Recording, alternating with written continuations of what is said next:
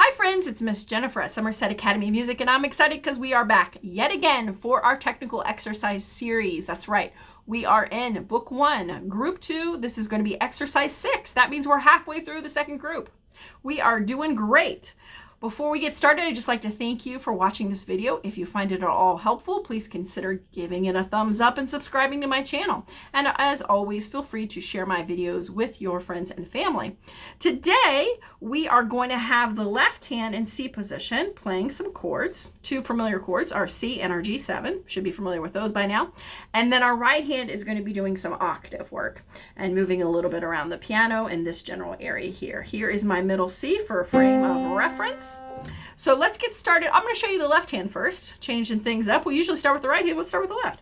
So the left hand, as I said, we're going to be playing our two chords C, which is just the notes C, E, and G. We're going to hold that for 4 beats. 1, 2, 3, 4. Then we're going to play the G7, which is just the notes B, F, and G for 4 beats. 1, 2, 3, 4. And then we're going to end with back on the C chord, and we're going to hold that for 8 counts. So like this. 1, 2, 3, 4. 1, 2, 3, 4.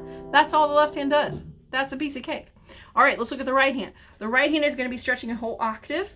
If you're able, if your fingers are long enough or flexible enough to reach that whole octave, I would encourage you to go ahead and keep your hand in the octave position. If you do have smaller hands or just for whatever reason aren't able to stretch that far, it is okay to move your hand back and forth as much as you can. Hopefully, though, as you go through all these exercises, your hands should become more flexible and you should be able to get to where you're be able to stretch at least an octave, if not further. Okay, so we're going to start with an octave back and forth from middle C to the treble C, like this. 1, 2, 3, 4. Then we're just going to move one note higher to D and do the same thing, octaves.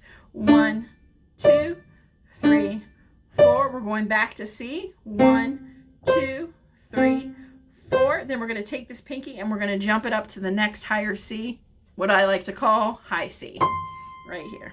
Okay, so let me do that again with the right hand. 1, 2, 3, 4. Move to D. 1, 2, 3, 4. 1, 2, 3, 4. Up to high C. 2, 3, 4. All right, all we've got left is to put those together. Here we go. 1, 2, 3, 4. 1, 2, 3, 4. 1, 2, 3, 4.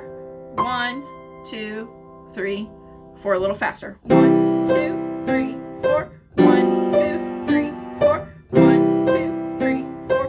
1, 2, 3, 4. Fantastic. Okay, there we go. That is exercise 6 from Group 2 in Book 1. I hope you found it helpful. If you did, please consider giving this video a thumbs up and subscribing to my channel.